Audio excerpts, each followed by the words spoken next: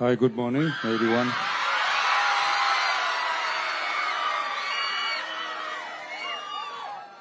போதைப் பொருள் பழக்கத்திற்கு எதிரான உறுதிமொழி எடுக்கிறோம். போதை பழக்கத்தால் ஏற்படும் தீய விளைவுகளை நான் முழுமையாக அறிவேன். நான் போதை பழக்கத்திற்கு ஆளாக மாட்டேன். மேலும் எனது குடும்பத்தினரையும்